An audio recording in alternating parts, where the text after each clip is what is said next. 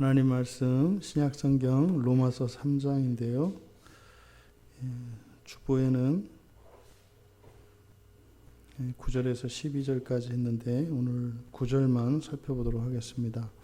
로마서 3장 9절입니다.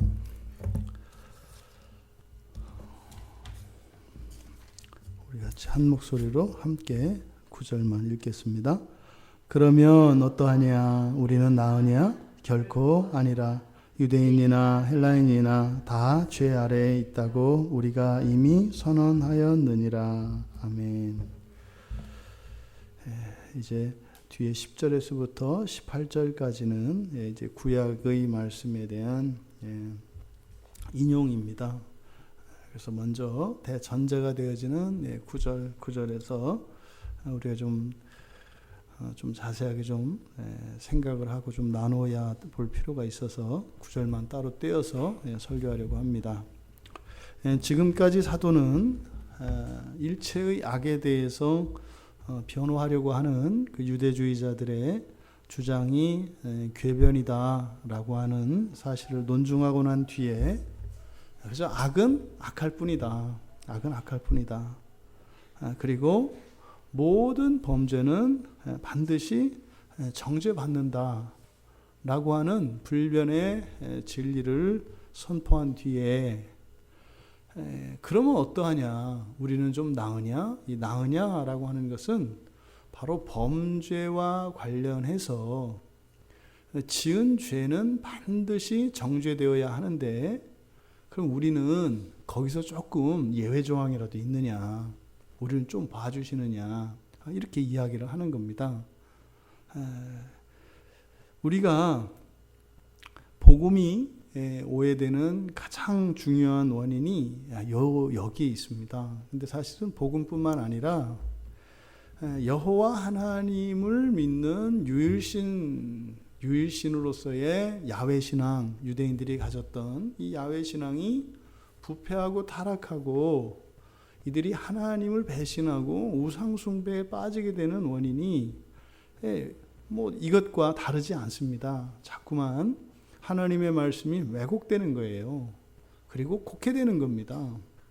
거기에 사람의 생각이 들어가고 하나님의 말씀이 일부 생략되거나 삭제되는 이런 일들로 인해서 그 역사적으로 일어나는 결과와 피해는 어마어마한 겁니다.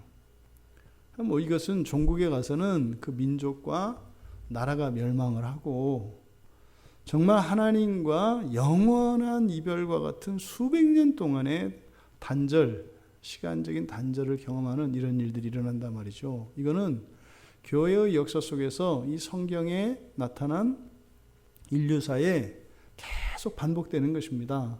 오늘날 우리 그리스도인들도 이 복음, 우리들의 신앙을 한마디로 요약한다면 이제 복음이라고 할 수 있는데, 우리 신앙의 가장 핵심적인 내용이, 그러면 이 복음이 오해돼 버리면 우리도 성경 안에 있는 많은 믿음에서 떨어져 나간 그들과 다르지 않다는 사실입니다.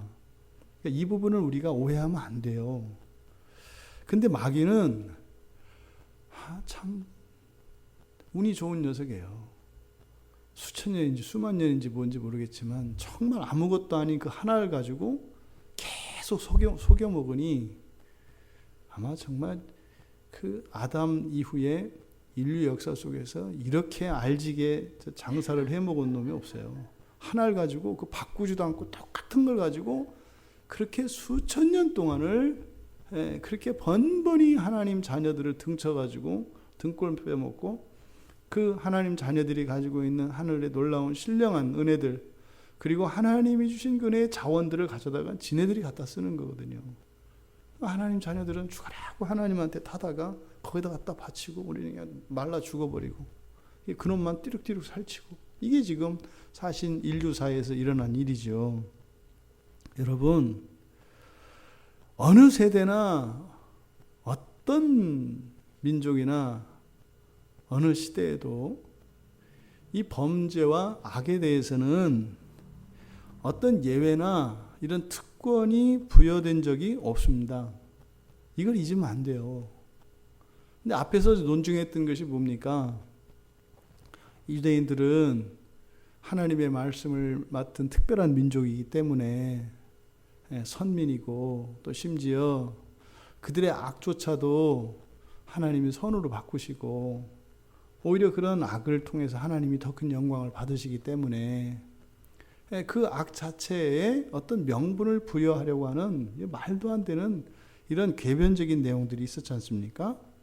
근데 지금 사도 바울이 우리는 나으냐라고 하는 거예요. 우리는 나으냐? 이것은 단순히 유대인과 비교하는 것이 아니라 타락한 이후에 하나님께서 구원하시고자 하는 그 구원의 행동에 대한 인류의 역사적 모든 반응을 다 얘기하는 겁니다. 수천 년 동안 그 하나님의 구원에 대해서 끊임없이 불순종하고 헛된 길로 나아갔던, 이런 곁길로 빠졌던, 그렇게 반복되어지는 이 타락과 범죄의 역사가 끊임없이 계속되었습니다. 근데 우리는 나으냐? 우리는 그것보다 좀 더 나으냐? 이렇게 묻는 거죠. 이게 지금 2000년 전에 물어본 질문이거든요. 2000년 전에 물어본 질문인데 2000년이 지난 우리는 좀 나은가요? 이 가슴이 먹먹해지는 겁니다. 그럼 여기서 사도 바울이 우리는 나으냐 할 때 이 우리는 누구겠어요? 이거는 2000년 전 사람들이에요. 지금으로부터 2000년 전 사람들. 그럼 2000년 전에 지금 바울이 우리라고 지칭하는 이 사람들은 유대교인들과 차별화되는 그리스도인들을 지칭하는 거죠. 그러니까 유대교인과 차별화되는 그리스도인입니다. 그러면 이때 당시에 그리스도인이 누군가요? 이때 당시에 바울 당시의 그리스도인, 그러니까 유대인들과 다른 그런 그리스도인의 기준이 뭘까요? 첫째가 예수가 그리스도라는 걸 믿는 겁니다. 예수가 메시아라는 걸 믿는 거예요. 그러니까 정통신앙, 참 하나님을 믿고 참 하나님과 한 몸이 되어지는 이 정통신앙의 계보 속에 그리스도인들이 이 세상에 나타나기 전에 유대교인이라는 이름으로 정통신앙이 이 세상에 있었습니다. 이해되시죠? 그러니까 이 세상 가운데에서 참 하나님, 그 창조주 하나님, 그리고 정말 완성시키실 재창조를 향하여 나아가시는, 그리고 마지막 날에 최종적으로 완성시키실 정말 하나님은 오직 한 분이시라고 하는 이 유일신 신앙을 가지고 있었던 사람들을 그때 당시에는 정통신앙이죠. 그게 유대교인이라는 이름으로 불렸다고요. 유대교. 그런데 이제 사도 바울 당시에는 예수님이 이 세상에 오시기 전까지는 유대교인이 정통신앙을 대변했죠. 그런데 메시아가 이 땅에 오셨단 말이에요. 그러면 그 정통신앙을 대변했던 유대교 신앙 안에는 진리가 있고 진리가 아닌 불순물이 섞여 있습니다. 그 모든 게 틀린 게 아니에요. 진리가 있고 불순물이 있어요. 거짓들이 있다고요. 그러면 그리스도께서 이 땅에 오심으로써 바로 그 구약의 지평에서는 드러나지 않았던 그런 잘못, 오류들과 거짓들이 드러나요. 그러면 그것이 이렇게 마치 금을 연단하는 것처럼 불순물들이 빠진단 말이죠. 그러니까 유대교 신앙에서 가지고 있는 정통신앙의 그 진리적 요소들, 그건 그대로 남아요. 그리고 뭐예요? 거짓들과 인본적인 것들은 사라져버리죠. 그게 그렇게 된 것을 뭐라고 해요? 그리스도교라고 한다 이 말이에요. 기독교. 그러니까 기독교 속에는 유대교적인 내용들과 교리와 그런 것들이 있죠. 근데 그거는 유대교를 계승하는 게 아니죠. 정통신앙이 있는데 시대를 따라 그 정통신앙을 지키는 택함을 받은 사람들이 있어요. 그 사람들이 유대인들이었다고요, 처음에. 나중에는 이방인들도 들어오잖아요. 근데 그 가운데에서 정결하게 되어서 이제 계시가 더 점진되어지고 계시가 진전되면 신앙이 더욱 온전해지고 분명해집니다. 그게 이제 그리스도교인 거잖아요. 그러면 그 그리스도교, 사도 바울 당시에 우리라고 지칭하는 이 그리스도인, 이들은 첫째가 예수가 메시아라는 걸 믿는 사람들이고, 단지 믿기만 하는 것을 그리스도인이라 하지 않아요. 믿으면 그것을 공적으로 고백해야 합니다. 신앙 고백을 해야 된다고요. 자기 마음으로 믿는 것, 그 다음에 그것이 고백으로 나와야 합니다. 이 고백은 말뿐만 아니라 삶으로 나타나야죠. 믿고 고백이 나와야 합니다. 또 이렇게 믿고 고백하는 것만으로 되지 않아요. 그 이외에 예수님의, 여기서 예수님을 믿고 고백한다고 할 때 그 기준이 되는 것은 예수님의 말씀이에요. 예수님의 가르침이에요. 또 예수님이 삶으로 보여주신 모범입니다. 예수님의 삶이 우리들의 모범이에요. 그러면 그 예수님의 말씀, 그 가르침과 예수님의 삶을 절대적으로 믿고 그것을 고백하고 따르는데 그것과 다른 것을 버려야 합니다. 그러니까 다른 것과 더불어 그리스도의 말씀을, 그 교훈을 믿고 따르고 가는 게 아니에요. 그러니까 몇 퍼센트는 예수님을 닮았고 몇 퍼센트는 다른 것을 닮았는 이런 짬뽕 같은 게 아니다 이 말이에요. 어떻게 해요? 전적으로 다른 모든 가르침과 다른 모든 기준들을 버리는 겁니다. 이것이 그리스도인이지요. 근데 이 지상에서 사는 동안은 완벽하게 다른 것들과 결별할 수 없어요. 섞여 있다고요. 가르침도 우리가 완전히 다 받아들일 수가 없어요.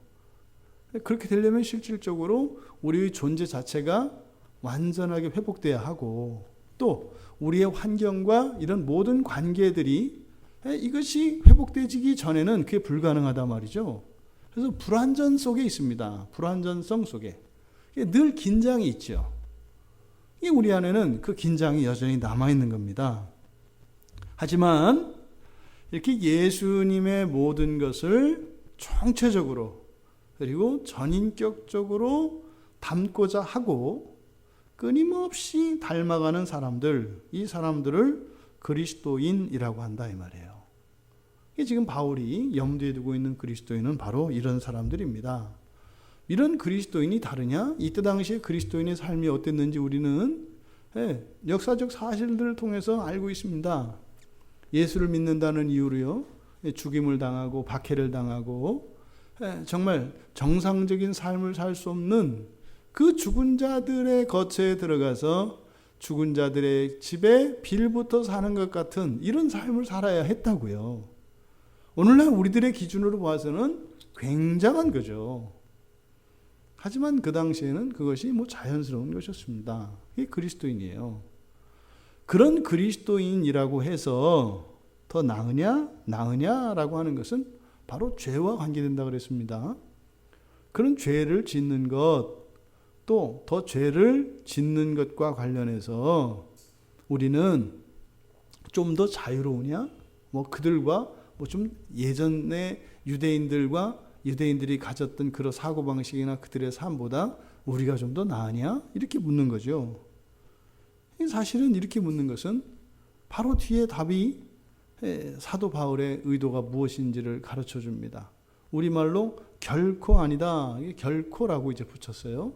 이게 부정문인데요. 강조하기 위해서 결코라고 그랬습니다.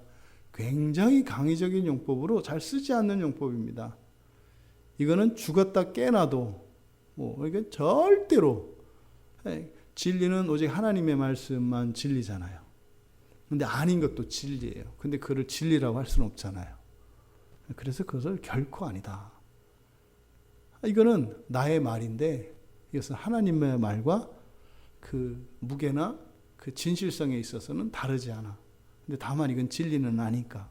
그래서 절대 아니다. 그래서 결코 아니다. 이렇게 얘기를 한 겁니다. 그리고 나서 유대인 헬라인이 다 죄 아래 있다고 이미 우리가 선언하였느니라.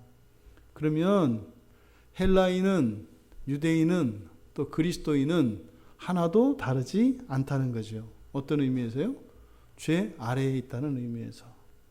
그러면은 사도 바울이 당시의 그리스도인에게 우리는 나으냐라고 물었는데, 그러면 이제 2000년의 시간이 흘렀습니다. 우리는 나았습니까? 이렇게 했을 때는 사도 바울 당시에 그리스도인의 기준을 가지고 우리한테 적용하면 안 돼요. 훨씬 더 정교해지고 훨씬 더 높은 수준의 기준이 우리들에게 적용됩니다. 왜요? 2000년 동안 하나님의 계시가 더 드러났기 때문이죠. 그러니까 이 사도 바울 당시에 초대교회 교인들의 기준을 가지고 우리에게 적용하면 안 돼요. 우리가 자주 하는 실수가 그런 거라 그랬죠. 초대교회 신앙으로 돌아가자. 그거는 대학생이 초등학교 때로 돌아가자고 하는 얘기라니까요.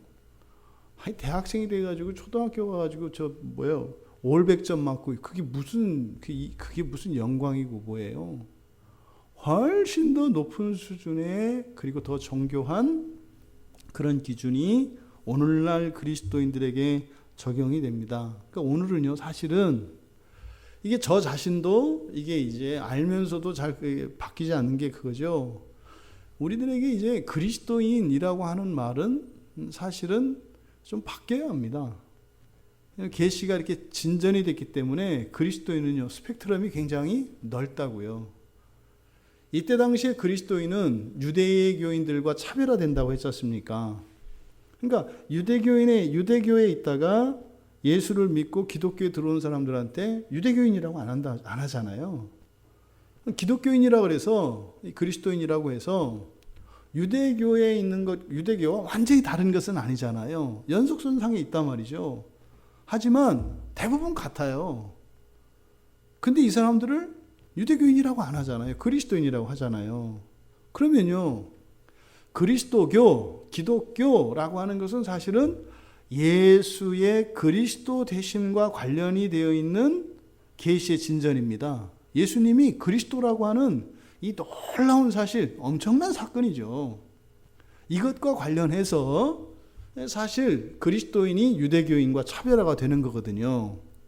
그러면 오늘날 2000년이 지난 그리스도의 전통으로 그리스도교인으로 분류되어서 우리가 2000년을 살아왔는데, 그럼 우리의 이름은, 정확한 이름, 보다 정교한 이름은 뭐냐 이 말이죠.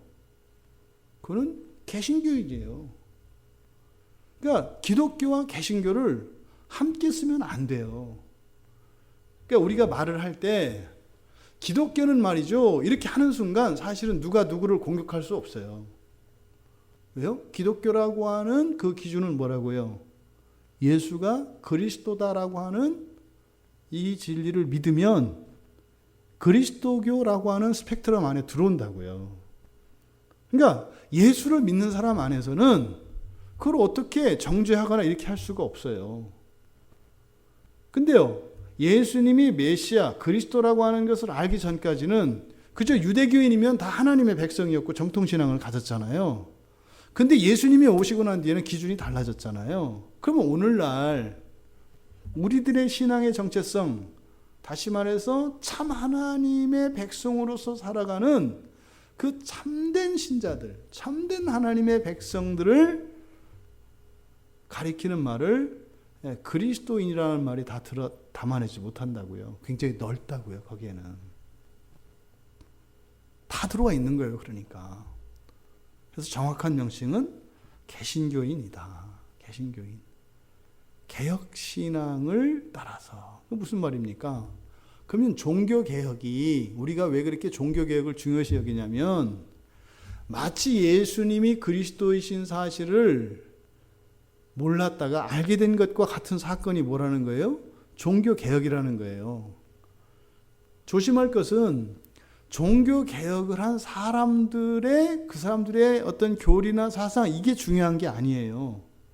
그러면 이 종교개혁의 핵심이 무엇이냐? 다시 말해서 그 이전의 사람들은 알지 못했던, 믿지 않았던, 하지만 이제는 없어서는 안 되는 근본 조항이 된 게 뭐냐 이 말이죠.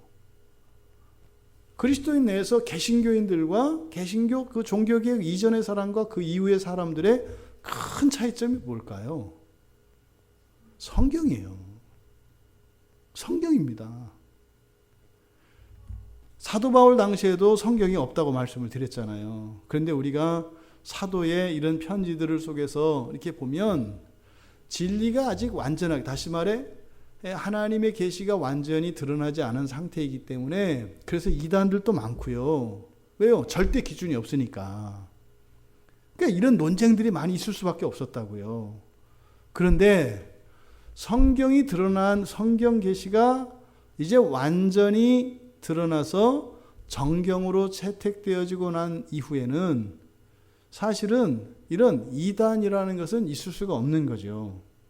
왜요? 정확한 기준이 주어졌으니까 말이죠. 거기서 이단이 나오는 것은 사실은 뭐겠어요? 첫째는 무지의 문제예요. 무지. 지식의 문제죠. 사실은. 초대교회 당시의 이단들은 다르단 말이에요. 그때는 하나님의 말씀이 정확한 계시가 없으니까 그냥 싸울 수 있다고요. 지금은요, 2단인지 3단인지 그냥 성경을 놓고 얘기하면 된다고요. 성경을 놓고. 그러니까 2단이다 보다 얘기할 필요가 없어요. 그냥 이렇게 성경을 펴놓고, 근데도 아니에요. 그건 2단이 아니라 그건 완전히 진짜로 마귀의 자식들이죠. 그러니까 종교개혁의 가장 핵심은 뭐예요? 성경이라고요. 성경. 여러분, 개혁신앙이라고 합니다. 종교개혁의 그 후예들이 가지고 있는 신앙을 보통 개혁신앙이라고 해요. 개혁신앙. 그러면 이 개혁신앙에 가장 중요한 세 개의 강령이 있습니다. 그러니까 뭐예요? 기독교와 개신교를 가르는 세 개의 절대적인 기준이에요. 이거는 바뀌지 않습니다. 훗날 또 우리 개신교 안에도 어떤 일이 일어나겠어요? 더 하나님의 계시가 어떤 방식으로든지 이렇게 된다면, 근데 우리가 사실은 성경 계시를 다 알지는 못하거든요. 그래서 엄청난 그런 발견이 있거나 이렇게 한다면 우리도 또한 개혁되어야 하는 거죠. 하지만 기독교에서 개신교로 넘어올 때 사실은 성경이 이미 1000년 동안 있었음에도 불구하고 그 성경 중심이라고 하는, 오직 성경이라고 하는 이게 없었다고요. 오류 속에 살았거든요. 그럼 이런 계시가 진전이 되면 우리 안에 이런 교리의 변화가 또 일어날 수 있어요. 중점이 바뀔 수 있다 이 말이에요. 근데 그 전까지는 절대로 이것은 흔들 수 없는 교리예요. 이거를 근본조항이라고 합니다.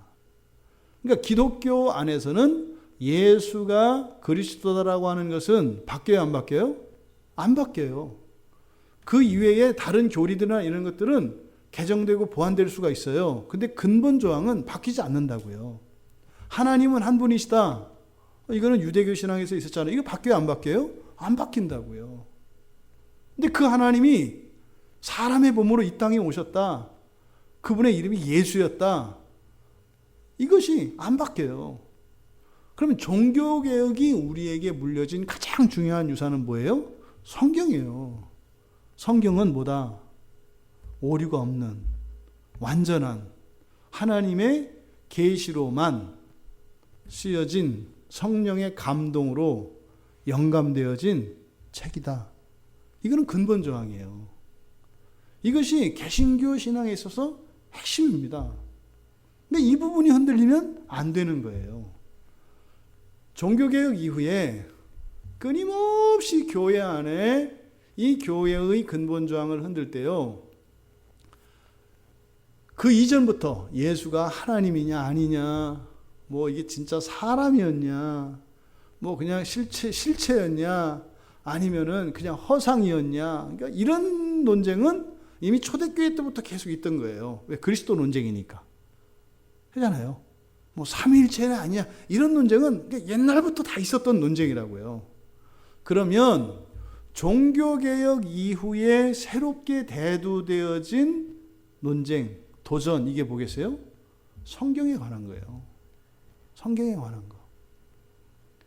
그래서 성경이 무오한 완전한 하나님의 말씀이라고 하는 이 믿음을 가지는 것이 개신교 신앙의 가장 중요한, 이것이 근본 조항입니다. 그리고 또 하나, 하나님 중심이에요. 그래서 하나님 중심, 성경 중심, 교회 중심, 이 세 가지를 개혁신앙의 세 축이라고 합니다. 하나님 중심, 성경 중심, 교회 중심. 여러분 보십시오. 교회가 중세 때 종교개혁이 있기 전에 얼마나 교회가 부패하고 타락했어요, 여러분. 그 신물이 나서 이 세상의 시대정신이 바뀐 거 아니에요. 그것의 부작용으로 생긴 게 인본주의잖아요. 교회의 부패와 타락상을 보고 이제는 하나님 믿을 수 없다. 이 저것들을 믿어가지고서는 이거는 도대체가 이건 아니다. 그때 그래서 교회의 부패와 타락으로 인해서 하나님에 대한 도전이 일어난다고요. 그게 인본주의거든요. 그런데 말입니다. 그러면은 이 교회는 분명히 문제가 있는 거잖아요. 그런데도 어떻게 이 개혁신앙의 근본 조항에 교회 중심이라는 말이 들어갔을까? 이걸 잘못 오해하면 중세에 있었던 그 타락한 교회의 어떤 교회에 절대 복종하고 교회가 절대 주권을 가지고 있는 이런 개념으로 가면 안 되는 거죠. 다른 거겠죠, 당연히. 그렇죠? 종교개혁의 후예들이니까.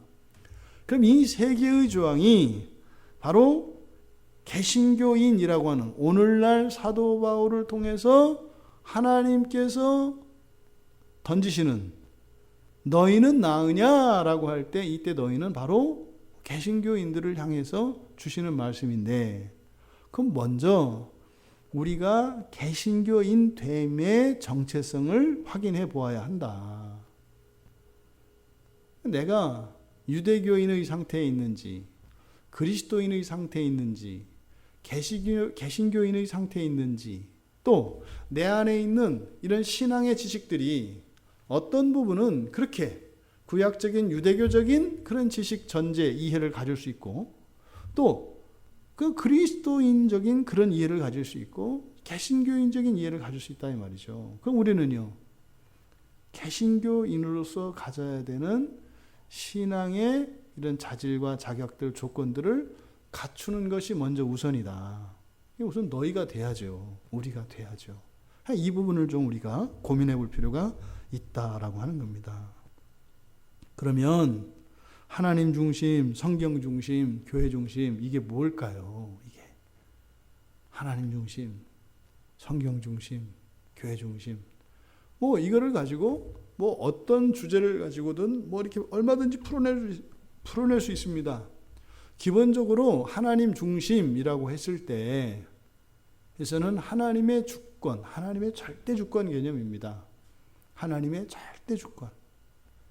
하나님은요, 한마디로 절대적으로 오르시다는 거예요. 근데 여러분 보세요. 우리들은 그 인본주의의 그 후예들이기 때문에 하나님은 절대로 오르시다 할 때 우리들 마음속에서는 어떤 생각이 들어요? 차별과 불평등에 대한 생각이 든다고요. 어떻게 무조건 뭐 얘기도 없이 하나님 무조건 옳다 그래? 그냥 얘기해도 우리가 알아듣고 옳다고 할 건데 그렇게 일방적으로 그냥 절대적으로 옳다 그래? 이런 게 생긴다니까요, 인본주의자들은. 그러니까 이 시대가 우리가 인본주의의 자녀들이기 때문에 절대 권위라고 하는 것 자체를 인정하지 못해요. 이게 점점 더 가는 거거든요. 그러니까 뭐요? 절대 권위가 해체되면은요, 권위가 해체되는 거라니까요. 그래서 하나님 중심이라고 할 때는요, 하나님의 절대권이 뭐요? 권위가 깨어지면 안 된다는 거예요. 권위가. 근데 그 권위자는, 최종적인 권위자는 누구세요? 하나님이시라는 거예요. 하나님.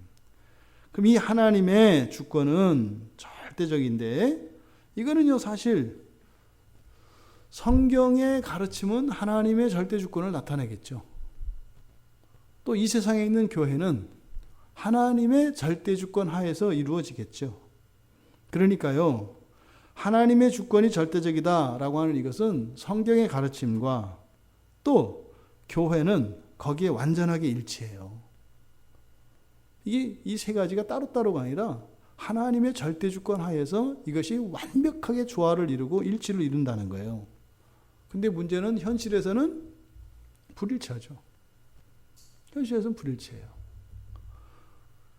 또 성경 중심이라고 했을 때 성경은 뭘 나타낸다는 거예요? 하나님의 절대 주권에서 얘기한다는 거예요. 성경이 말하는 것을 한마디로 얘기하면 하나님의 절대 주권을 얘기한다는 거예요. 근데 그것이 어떻게 구현이 돼요? 교회를 통해서 구현이 된다는 거예요. 그러니까 이것이 성경만으로 우리는 구원을 위하여 필요한 완전하고 충분한 지식을 가질 수 있다는 거예요. 이게 성경 중심입니다. 이 성경이 가지고 있는 기본적인 성격들 중에 충족성과 명료성이 있다고요. 완전해요. 성경은 완전하다고요. 정말로 성경만 있으면 되나요? 돼요. 된다고요. 이 세상 모든 책이 다 사라지고요. 성경만 있어도요. 사람에게 필요한 지혜와 지식을 다 거기서 구비할 수 있습니다. 그런데요. 이 세상에 더 많은 책들이 생기고 성경이 사라지잖아요. 다 쓰레기 됩니다. 이게 성경 중심이에요. 그러니까 성경이 없으면 다른 모든 것은 그저 끈 풀린 진주 목걸이에 불과하다고요. 절대로 목걸이가 될 수 없어요. 그러니까 성경 중심이라는 거죠. 근데 그 성경이 말하는 바는 뭐예요? 하나님의 절대 주권을 이야기한다고요. 그럼 교회 중심은 뭡니까? 교회 중심. 교회 중심이라고 하는 것은 이때 교회는 지상에 있는 불완전한 이 교회를 말하는 게 아니에요. 성경에 계시되어진 교회, 성경에 계시되어진 교회, 하나님 나라의 모형으로서 이 땅에 존재하는 하나님 나라가 이 땅 가운데 임하기 전에 그림자로 존재하는 하나님의 교회를 이야기한다고요. 이단 하나님의 교회가 아니라 성경에서 진짜 교회, 진짜 교회 이걸 말한다고요. 그러면 이 하나님의 교회는요, 진정한 이 교회는요, 하나님과 성경과 같이 절대적인 믿음의 대상입니다. 이 교회가 믿음의 이 광야 교회를 얘기하는 게 아니에요. 이런 지상에 존재하는 모든 교회들이 참 교회됨을 가지고 있어요. 지상에 있는 모든 교회들은 다 가지고 있어요. 그러면 그 가지고 있는 적은 아주 작은 분량의 참 교회됨, 그것을 다 합치면 그것이 사실은 뭐예요? 그리고 이 시대만이 아니죠. 역사 속에 있었던 모든 교회들이 가지고 있었던 참 교회됨의 그 속성, 그것을 다 모으면 하나님 나라가 돼요. 그걸 말하는 거죠. 그럼 보십시오. 그러면 지상에 있는 이 유형교회로서의 교회는 한계가 있습니다.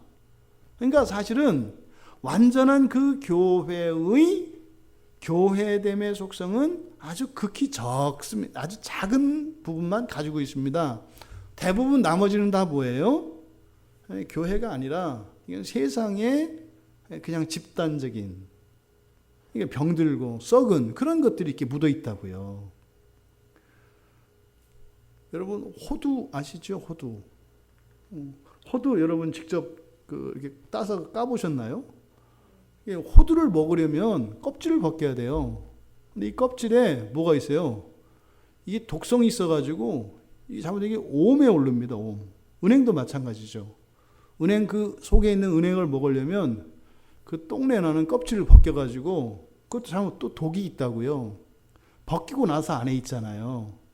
근데 그런 거 뭐 호두나 뭐 은행이나 뭐 밤이나 이런 것들은 껍질은 작고 안에 있는 게 크니까 그걸 따는 거예요. 근데 사실은 지상에 있는 그 하나님 나라의 모형으로서 열매 맺혀져 있는 이 지상에 있는 교회는 사실은 알맹이는요 그만큼밖에 안 돼요. 다 나머지는 뭐예요? 다 똥이에요. 똥에 독 이렇게 돼 있어요. 이게. 근데 경제적으로는 맞지 않다고요. 경제적으로는 이런 것들 다 해치고 파내고 그걸 이렇게 하기에는 돈이 안 돼요. 여러분 요즘에 10원짜리 동전 이렇게 뭐 진짜 갖고 싶지 않게 만들어진 거 아시죠? 그 동전이 왜 바뀐지 아시죠? 10원짜리 동전이 이렇게 작아진 이유. 대구분이었던 것 같은데. 대구분 누가 한방 제대로 했어요. 그분이 10원을 내가지고 10,000원짜리를 가지고 10원짜리 동전을 다 모았다고요. 근데 10원짜리 옛날 그 동전의 가치가 3배 이상 됐거든요. 동전 가치가. 그러니까 그걸 녹여서 팔면 10원이 아니라 그게 20원, 30원 가치가 됐었다고요. 그러니까 이 사람이 우리나라에 있는 10원짜리 동전을 다 긁어 모았어요. 그래가지고 그걸 어떻게 해요? 녹여가지고 그거를 원재료로 팔았다고요. 지금은 소용없어요. 지금은 그거 해야 돈 더 들어가요. 그러니까 옛날엔 그걸 모아다가 녹여서 파니까 훨씬 더 큰 가치가 있었다고요. 그런 일이 있었어요. 그런 일이. 근데 지금은 10원짜리 이렇게 하면 그렇게 해서 막 녹여서 이렇게 팔면 돈이 더 싸요. 10원이 안 나와요. 이렇게 해도 본전이 안 나와요. 그러니까 안 하죠. 사람들은 경제성이 맞지 않아요. 경제성이 맞지 않으면 하지 않잖아요. 그러니까 지상에 있는 교회는 그 한계가 있어요. 그러니까 우리가 믿는 그 교회, 완전한 그 교회, 그것은 하나님 나라를 말하는 건데 그 하나님 나라됨이 이 지상에 있는 교회 안에는 그렇게 많지 않다고요. 그러니까 이 지상에서의 삶으로 치면 그것은 비효율적이에요. 경제적이지 못하다고요. 그런데 그걸 믿는 겁니다. 왜요? 그의 교회는 장차 예수 그리스도와 이 땅에 임할 하나님 나라로 임하기 때문에 말하자면 뭐예요? 화폐 같은 것이죠. 지금 당장은 이 교회를 믿고 교회를 따르는 그 일이 나에게 손해가 되고 불이익이 되는 것 같은 계산이 합리적이라고 생각이 된다고요. 근데 이건 일 끝나는 것이 아니죠. 뭐예요? 영원하고 무한한 하나님 나라와 바꿀 수 있는 교환 가치가 있다고요. 이걸 믿는 거죠. 이게 교회를 우리가 믿는다는 겁니다. 그런데 그러면 그렇게 뭐 작게만 하냐? 그렇지 않죠. 하나님 나라의 속성은요, 날마다 커집니다. 날마다 더 온전해져 갑니다. 그러면 그 온전해져 가는 그 가치가 또 어떻게 해요? 우리의 그 믿음에 대해서 주어지는 보상도 비례해서 커진다 이 말이에요. 그러니까 우리가 교회를 믿는다라고 했을 때 거기엔 또 대전제가 들어가죠. 우리는 성령의 역사를 믿기 때문에 사실은 교회를 믿습니다. 그러니까 성령이 떠난 교회는 있을 수가 없는 거죠. 교회도 아니죠. 또 교회 안에는 반드시 성령의 역사가 있기 때문에 그 성령의 도우심을 따라 우리는 교회를 믿는 거죠. 이 3대 강령 이외에 다양한 개신교적 특성들을 나타내는 이런 교리들이 있고 주의, 이즘이라고 하는 주의들이 있습니다.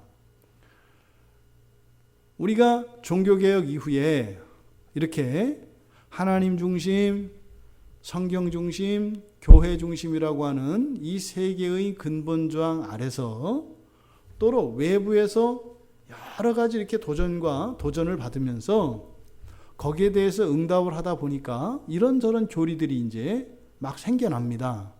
그럼 이제 그 교리들에 붙여서 이름들이 생기죠. 원래 종교개혁자들 가운데 이제 칼빈을 따르는 사람들을 개혁주의라고 해요. 그래서 원래 개혁주의라는 말은 칼빈주의와 같은 말이에요. 그러니까 칼빈의 신앙을 따라가는 사람들을 개혁주의라고 합니다. 뭐 루터란이나 이런 사람들은 개혁주의자가 아니에요. 그렇다고 해서 그 사람들이 그럼 개혁신앙을 가진 게 아니냐? 아니죠. 개혁신앙을 가진 사람들이죠. 그 사람들도 개신교죠. 그러니까 개혁주의라고 하는 말은 개신교 신앙의 한 지류를 말하는 거죠. 그러니까 이 개혁주의가 모든 개신교 신앙을 대표하는 건 아니에요. 그러니까 뭐 이렇게 개혁주의 지상론자들, 이게 웃기는 거죠. 교회 알기를 우습게 하는 거죠. 뭘 모르는 거예요. 하지만 개혁주의가 개혁신앙 안에 있는 건 맞죠. 그러니까 개혁신앙 안에 여러 줄기가 있다는 말이에요. 또 이런 개혁신앙을 가지고 또 거기에 여러 가지 분파들이 생겨서 이런저런 분파들이 막 생깁니다. 그런데 이제 그런 다양한 정통 교리들에 대해서 이제 저항하고 그것을 왜곡하려고 하는 움직임이 일어나요. 그런 것을 보통 자유주의라고 합니다. 자유주의는 그러니까 정통 교리들과 정통 신앙의 근본 조항들을 흔들려고 하는 모든 사상 조류를 그냥 자유주의 이렇게 이해를 하시면 돼요. 그러니까 그거는 뭐 이렇게 분류할 필요도 없어요. 그냥 자유주의입니다. 그러니까 뭐예요? 교회를 흠집내고 참된 개혁신앙, 참된 이 개신교 신앙을 훼손하려고 하는 모든 시도와 사상과 가르침 이런 것을 자유주의라고 합니다. 그러니까 종교개혁 당시에는 칼빈 중심적이었어요. 칼빈 중심적이었던 이유가 칼빈을 따르는 영주들이 많았어요. 그러니까 정치 세력화되고 이렇게 하다 보니까 그게 중심이 된 거예요. 근데 그게 다는 아니다. 다는 아니다. 그런데 이 개혁주의가 주창하는 바, 이것은 아까 얘기했던 이 개신교 신앙의 근본 조항에서 벗어나지 않아요. 말씀드린 것처럼 이제 무슨 주의가 생겨나는 것은 뭐다? 이런 것에 대한 도전과 질문들에 대해서 답변을 하다 보니까 그 답들을, 그래서 여러 가지 문답과 신앙 고백서들과 이런 신조들이 나오잖아요. 그런 것들로 이렇게 주의이즘이 이제 정리가 됩니다. 그 가운데 이 자유주의자들이 끊임없이 공격하는 첫째, 이게 성경이에요. 성경을 막 흔든다고요. 성경은 하나님 말씀 아니다. 그냥 여기저기 각 나라, 각 민족에 있었던 거 그냥 짜집게 한 거다. 그래서 연대 가지고 비교한다고요. 예수님 나이가 많으냐, 석가모니 나이가 많으냐, 이렇게 한다고요. 또 조로아스터교가 먼저 시작했느냐, 기독교가 먼저 시작했느냐. 그럼 먼저 시작한 게 원조겠냐, 나중에 시작한 게 원조겠냐. 어느 게 원조예요? 먼저 시작한 게 원조예요? 나중에 시작한 게 원조예요? 먼저 시작한 걸 원조라고 하잖아요. 근데 사람들은 성경을 믿지 않으면 그 기독교라 이름 지어진 그 시대 분류에 따라서 따라가니까 기독교가 훨씬 늦다고 생각을 하죠. 근데 기독교의 창시자는 기독교가 아니라 뭐라 그랬어요? 천지창조로부터 인간의 타락과 구속사의 역사, 이런 구원의 과정을 거쳐서 내려오는 도도한 하나님의 구원의 길을 시대적으로 이야기하는 것이 기독교였다, 개신교였다, 이렇게 말씀을 드렸잖아요. 그러니까 우리 개신교에 기독교와 개신교를 나누는 것은 종교개혁입니다만 우리 개신교 신앙의 시작은 어딘 거예요? 천지창조인 거예요. 석가모니하고 예수님하고 나이를 비교하는 것 자체가 얼마나 웃겨요. 그러니까 기독교도 마찬가지예요. 기독교의 역사는 유대교와 기독교를 대조할 때는 예수님께서 이 땅에 오셨던 그때를 기준으로 하죠. 하지만 정통신앙을 나타내는 그 정통신앙으로서의 그 기원, 시작은 어디예요? 천지창조라고요. 유대교도 마찬가지예요. 유대교는 아브라함이 유대교의 시작이 아니라고요. 이교와 유대교 신앙의 그 시작을 믿음의 조상이라고 할 때 아브라함이라고 하죠. 하지만 그 정통신앙의 뿌리는 창조에서 시작된다고요. 그러니까요, 성경을 흔들려고 하고요, 또 하나 뭐예요? 창조를 흔들려고 한다고요. 그러니까 기독교의 시작을 인정 안 하는 거예요. 이 개신교의 시작을 그때 종교개혁 때라고 보고 예수님 탄생했을 때로 보는 거예요.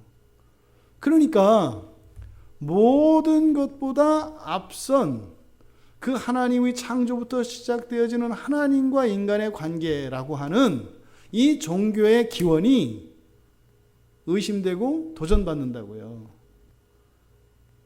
그러니까 개신교나 기독교나 유대교나 우리들의 신앙의 시작은 하나님의 창조에 있다고요.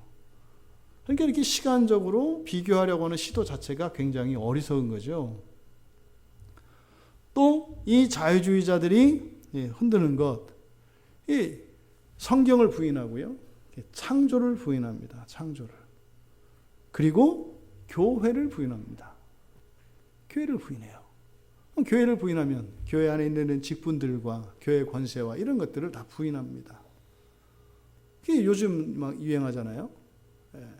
뭐 만인 제사장주의 뭐 이렇게 해가지고 뭐 목사나 뭐 성도나 뭐 다 똑같은 거고 또 뭘 그렇게 하냐.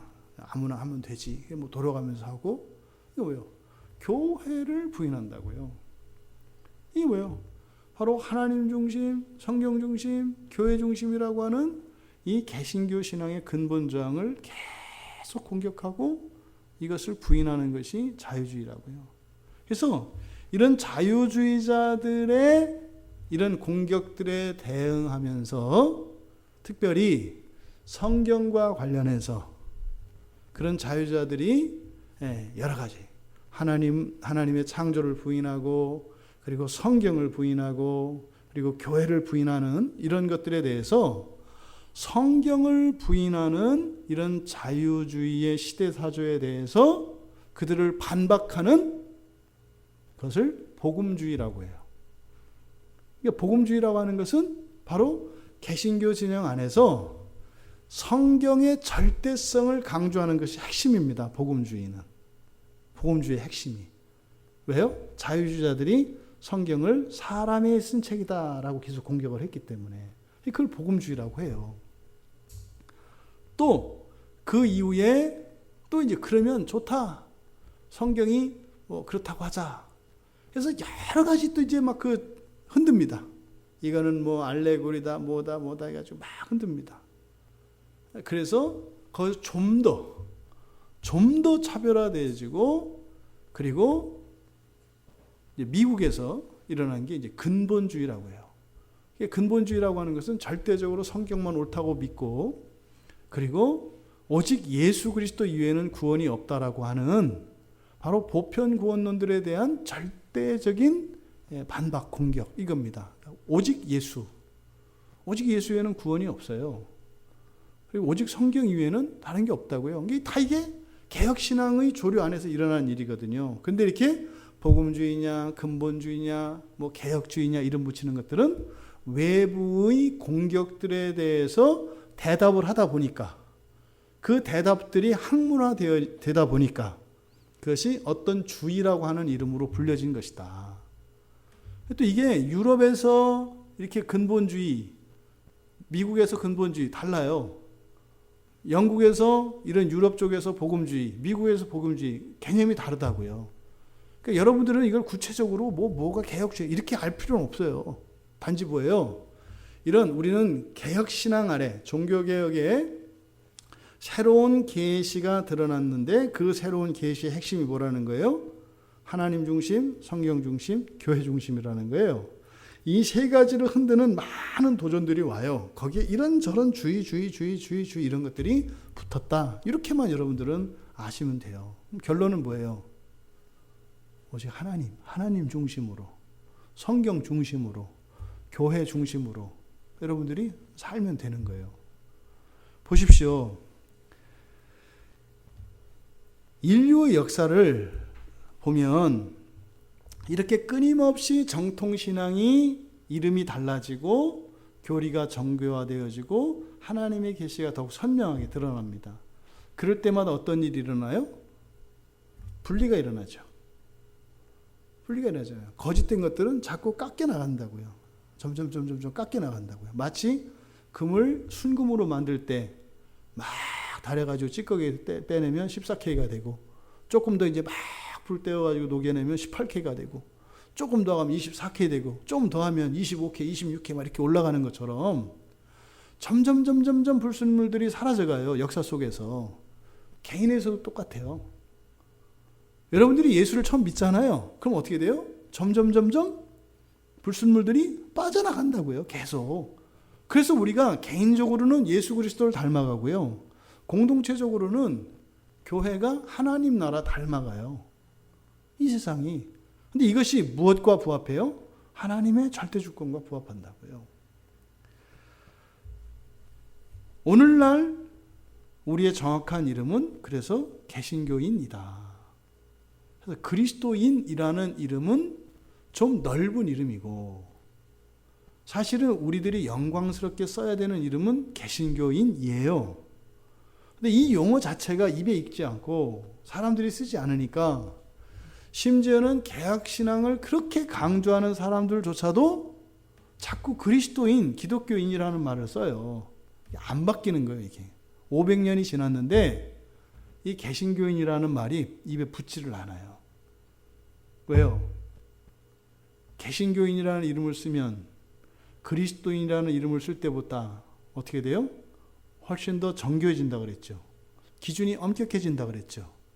그럼 거기에는요, 금이 거진다고요. 그리스도인에는 속하지만 개신교인에는 속하지 않는 사람들이 생겨나요.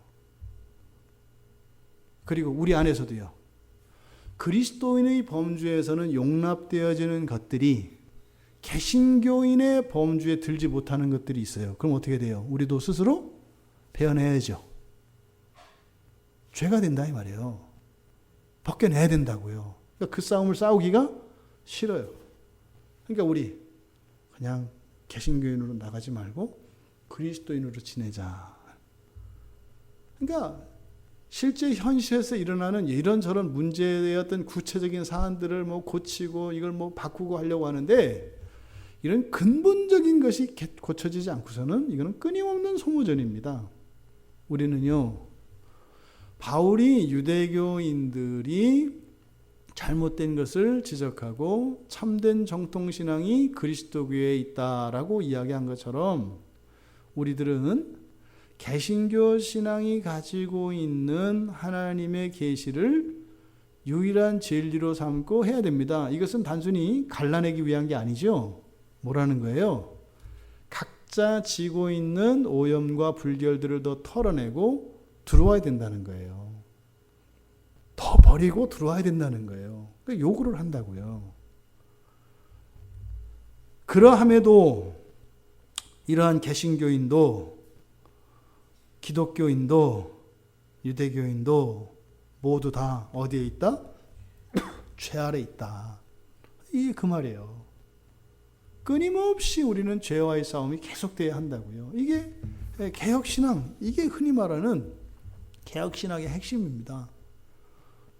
성경조차도요. 여러분, 우리는 이 성경이 하나님의 말씀인 걸 믿습니다. 그렇죠? 한글 성경이 완전한 성경인가요? 그렇지 않다니까요. 그렇다고 이게 우리의 구원에 부족한가요? 그렇지 않아요. 하지만 이 성경 계시를, 성경을 더욱 온전하기 위해서 힘을 기울여야 합니다. 우리들이 의심하는 게 아니죠. 불완전 속에 완전한 구원이 있어요. 어떻게 가능해요? 성령이 함께 하시기 때문에. 그러니까 불완전성이 불완전이 되질 않아요. 왜요? 성령이 함께 하시기 때문에. 나에게 있는 불결과 아직 성화되지 않은 이런 부분들이 있음에도 불구하고 나를 의인으로 선포해요. 어떻게 가능해요? 성령으로 말미암아 성령으로 말미암아 이것이 가능하다는 얘기입니다. 하지만 우리 개신교인, 완전한 개신교인이라 하더라도 여전히 죄 아래에 있습니다.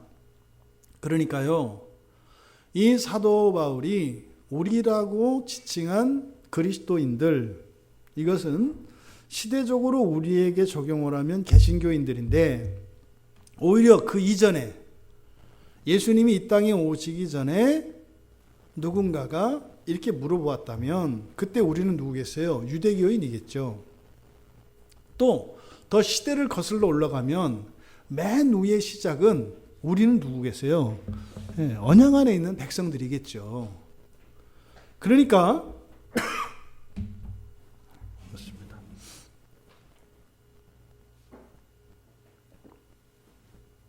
모든 우리는 죄 아래 있다라고 하는 것은 아담이 타락한 이후에 모든 사람들의 상태를 말합니다. 그래서 아담이 타락한 이후에 모든 사람은 다 죄 아래에 있습니다. 근데 죄 아래에 있다는 게 무슨 뜻일까요? 아래에 있다는 게 다 똑같진 않죠. 영향을 받는 것도 아래에 있는 것이고, 완전히 그것에 굴복되어서 주권을 잃어버린 것도 아래에 있는 겁니다. 그러니까 아래에 있는 상태는 유대교인이나 그리스도인이나 개신교인들이나 모두 아래에 있어요. 심지어는 유대교인들이 정통신앙을 가지고 있었던 시대에 이방인들도 죄 아래에 있죠. 또 예수가 그리스도다라고 하는 이 놀라운 이 계시의 절정이 드러난 이후에도 그것을 받아들이지 않는 비그리스도인들조차도 죄 아래에 있고, 또 예수를 그리스도라 고백한 그리스도인들도 죄 아래에 있다는 거예요. 오늘날 우리도 마찬가지죠. 그리스도교에서 더 계시가 진전되어진 개신교 신앙을 가지고 있는 사람들도 죄 아래에 있고, 또 개신교인이 아닌 사람들도 죄 아래에 있다 이 말이에요. 근데 죄 아래에 있다는 의미가 다르죠. 다르다고요. 완전히 죄에 전적으로 속박을 받는 상태에 있는 사람들도 있고, 우리가 그 영향 속에서 불편을 겪고 그것 때문에 우리가 시험에 드는 사람들도 죄 아래에 있는 거죠. 이것은 우리가 비교할 필요가 있다. 하나님께서는 하지만 죄 아래에 있는 모든 인류, 다시 말해서 아담의 모든 후손들, 이 사람들을 우리 교회적으로는 아담류 인간 이렇게 말씀을 드리잖아요. 아담류. 그 아담류, 죄 아래에 있는 모든 사람들, 그 사람들을 그냥 버려두지 않으세요. 죄 아래에. 어떻게 해요? 죄를 굴복시키고 이길 수 있도록 하나님이 끊임없이 구원의 행동을 하신단 말이죠. 그래서 역사 속에 개입을 하세요. 맨 처음에 죄에 대한 심판이 일어났죠. 이 세상에. 아담이 지은 죄로 인해서 그 죄를 심판이 일어났잖아요. 그게 노아의 홍수 아니에요. 홍수 때 모든 사람이 다 죽었다고요. 노아와 그 세 아들, 이 네 쌍의 부부를 제외하고는 다 죽었어요. 다. 그러니까요, 이 땅에 있었던 모든 죄가 해결이 됐다고요. 심판을 다 받았어요. 그러면 그때 맨 처음 하나님께 택함을 받은 사람이 누구예요? 노아죠. 노아와 세 아들, 요 부부, 이 네 부부가 하나님의 택함을 받았다고요. 하지만 이들의 택함이 그러니까 어떻게 이루어졌어요? 첫째로 하나님의 주권에 의해서 이루어지죠. 근데 그 이후에 또 타락을 합니다. 타락을 하면 또 하나님께서 또 다른 사람을 또 택하세요. 또 타락을 해요. 그럼 하나님이 또 다른 사람을 택하세요. 이렇게 하나님의 주권적인 선택에 의해서 우리가 생겨집니다. 모든 사람 가운데, 아담의 자손 가운데 우리로 구별되어지는 사람이 끊임없이 생겨나요. 첫 번째 시작이 노아였고, 노아와 세 아들이었고, 그 이후에 또다시 타락을 하잖아요. 그러면 그 다음에 선택을 받는 게 이제 아브라함이잖아요. 그 뒤로 아브라함의 후손을 따라 계속 이어집니다.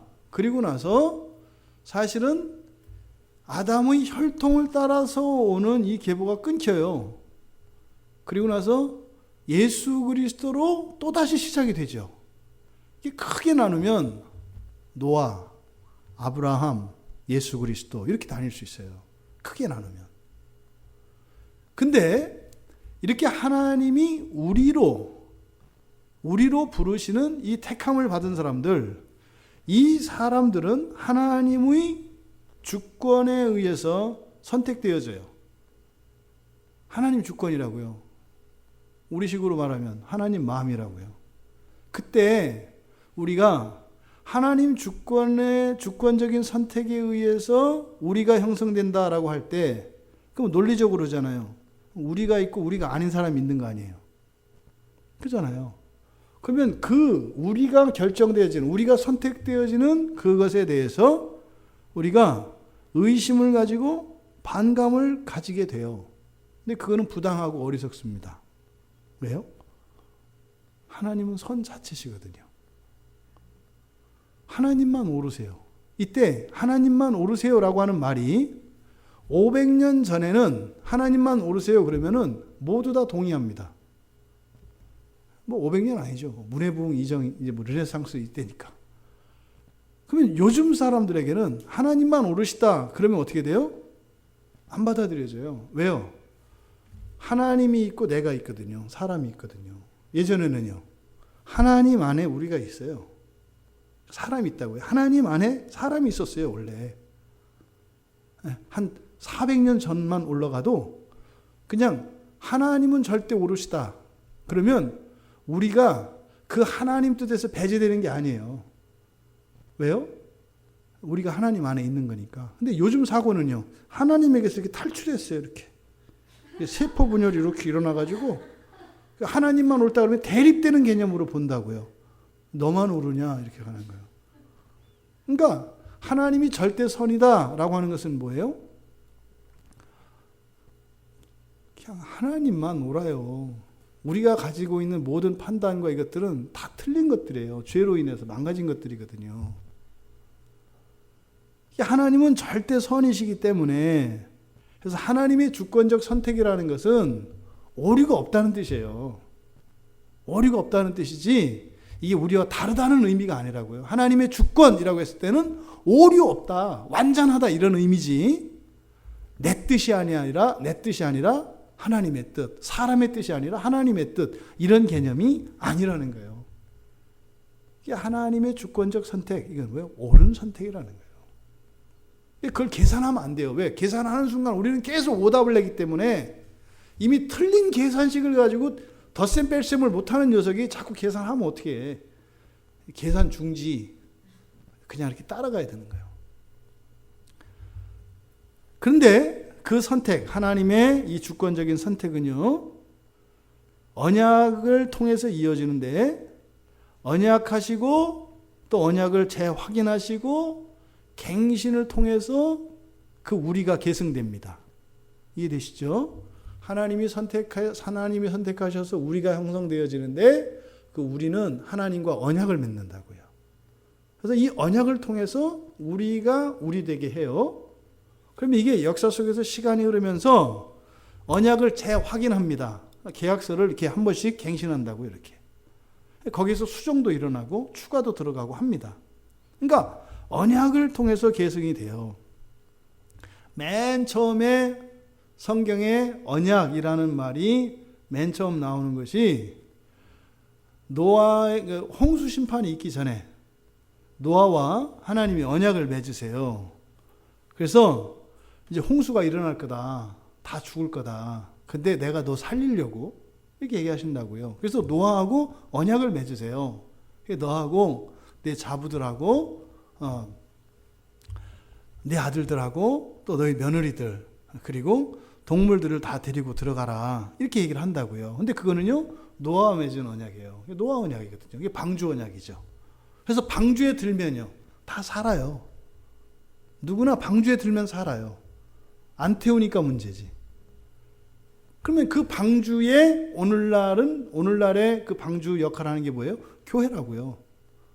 그러니까 이거는 근본 조항이라니까요. 방주 안에 들면 무조건 살아요. 방주 안에 들면. 그러니까 교회 안에 들면 살아요. 그런데 창세기 6장 18절에서 방주 언약을 맺으셨는데요. 나중에 이제 홍수가 끝나고 나서 흔히 말하는 무지개 언약이라 그래서 이 언약이 방주 언약이 무지개 언약으로 갱신됩니다. 그때는 모든 생물이 이 무지개 언약 속으로 들어와요. 모든 생물이. 그래서 창세기 9장 9절에서 11절까지 이 무지개 언약에 대해서 기록하고 있는데 이때는 그 안으로 모든 생물들이 다 들어온다고요. 언약 속으로. 그래서 다른 생물들도 물론은 심판을 받지 않아요. 이렇게 갱신이 된다고요. 그 이후에 뭐 이제 아브라함을 통해서 또 이삭과 야곱으로 쭉 이어집니다. 그리고 이제 구약에서 에레미야 31장에 나오는 새 언약에 대한 예언이 나오죠.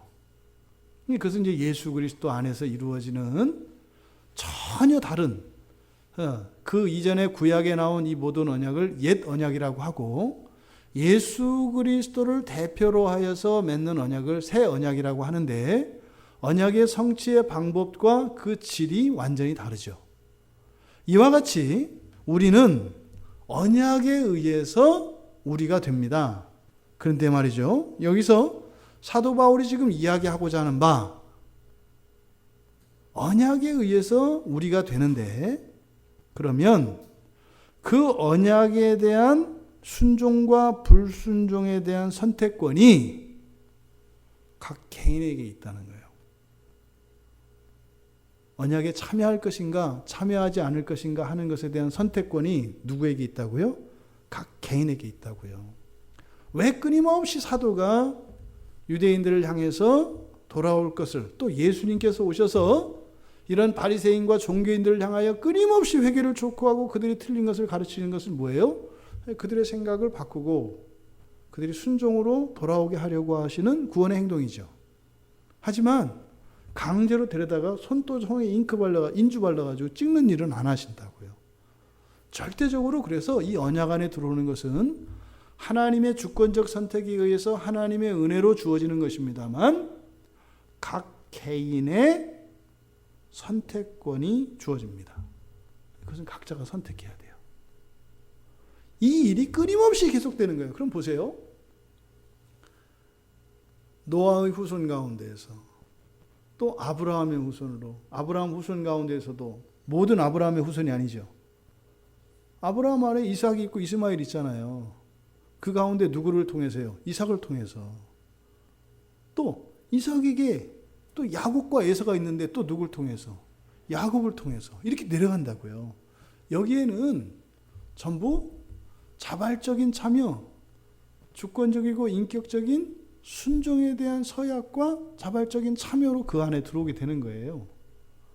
그러면 유대교 신앙을 가지고 있었던 사람이 이제는요, 새 언약으로 갱신되었으니까 갱신된 새 언약 속으로 들어와야죠. 맡겨졌다 이 말이에요. 그리스도인 되는 것이 들어와야 돼요. 그 다음에 그럼 오늘날 우리 시대에 적용하면 어떻게 된다고요? 개신교인이 되어야 한다고요. 개신교인이. 그러니까 오늘날 지금 마치 아직도 전쟁 중인 영역이 그리스도인과 개신교인 사이에서 외적으로 드러난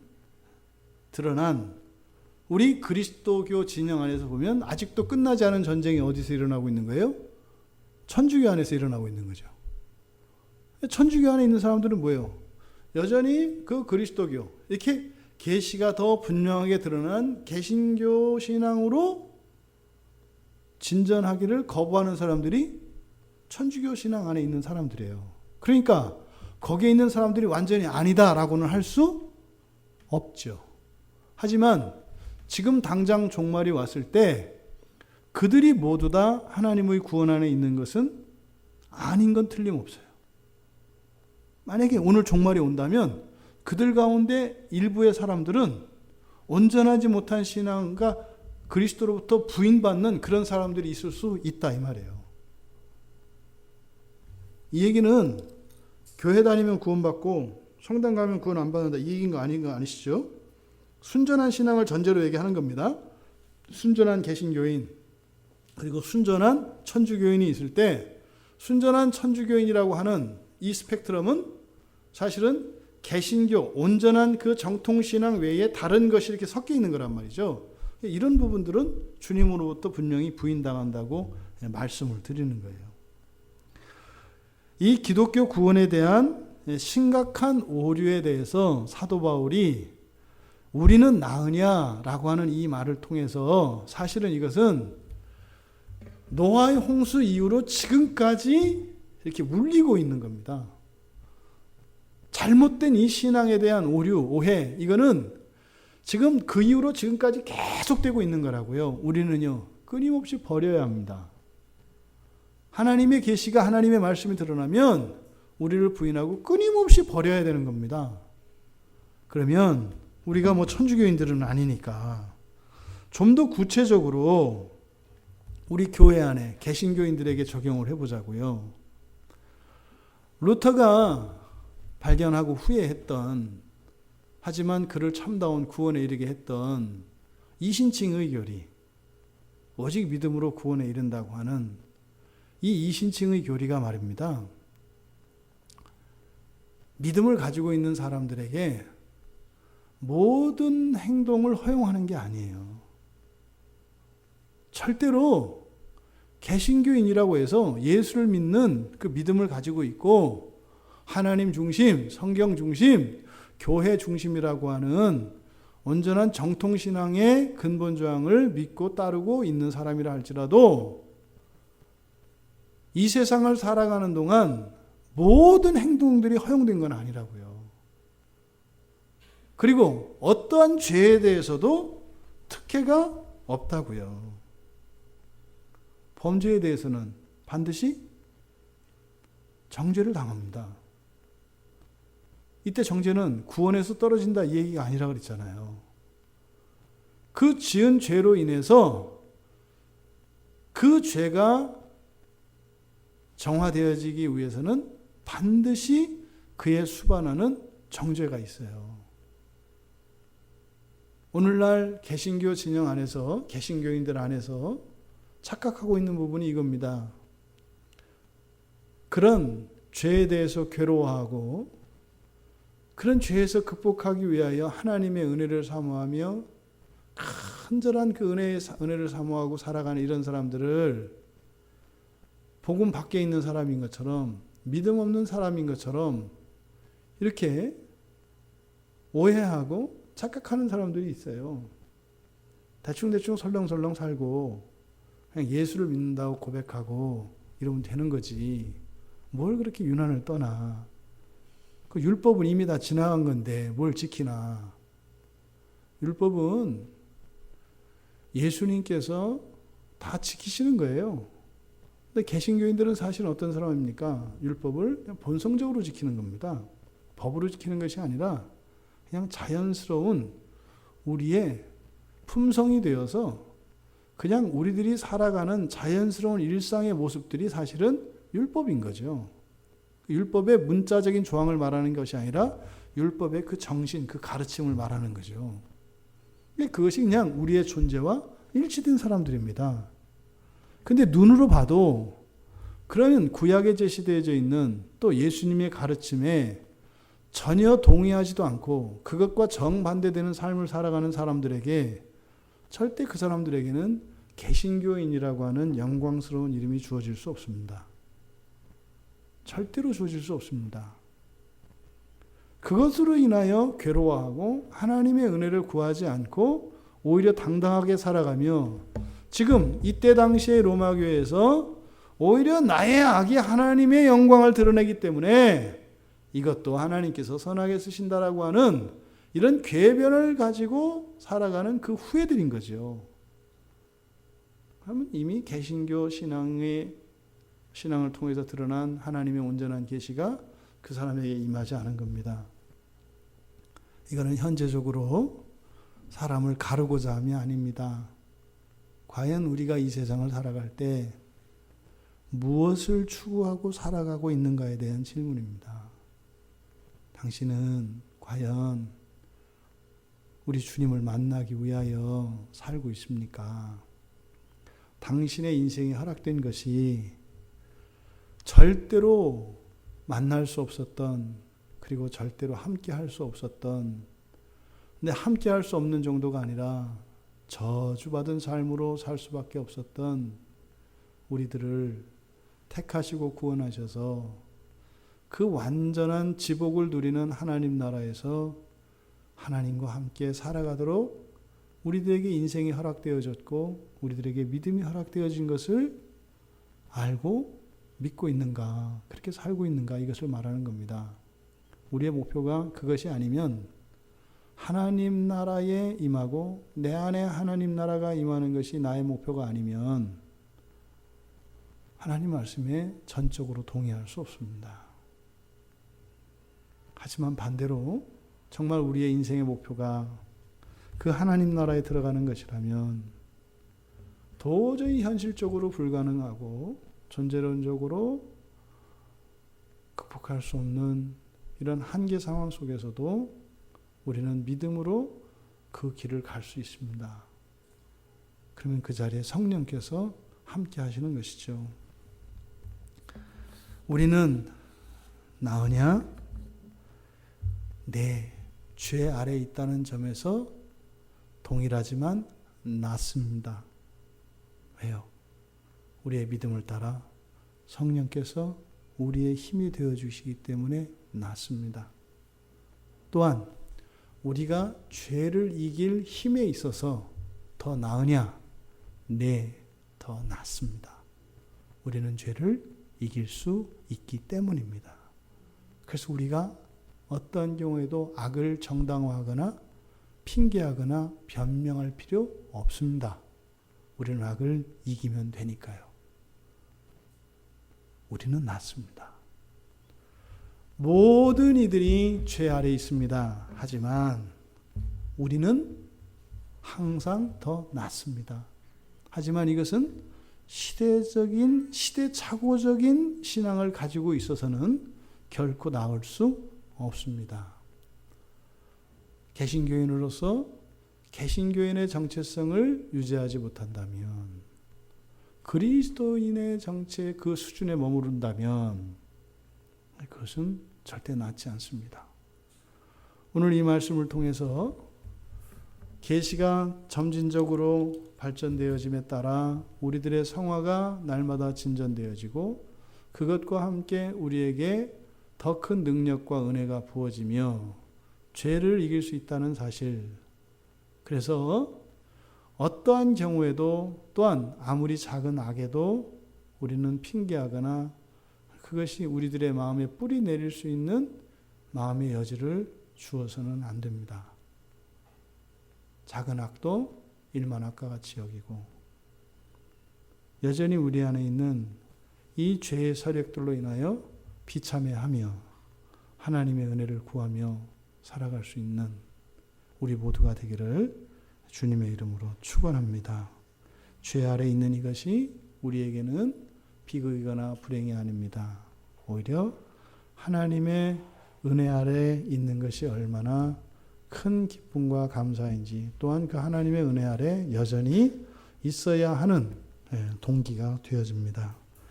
우리 같이 말씀을 생각하며 기도할 때 하나님 날마다 새롭게 하여 주시옵소서. 잠깐도 우리 마음속에서 역사하는 죄에게 속거나 죄와 타협하지 말게 하시고, 또 우리 환경 속에서 우리들을 억누르고 우리의 삶을 공격하는 이런 환경적인 위협 속에서도 절대로 날마다 더 순결해지기 원하는 우리들의 신앙의 진전을 위하여 포기하지 않을 수 있는 우리가 될 수 있도록 은혜를 달라고 우리 같이 말씀을 생각하며 잠시 기도하겠습니다.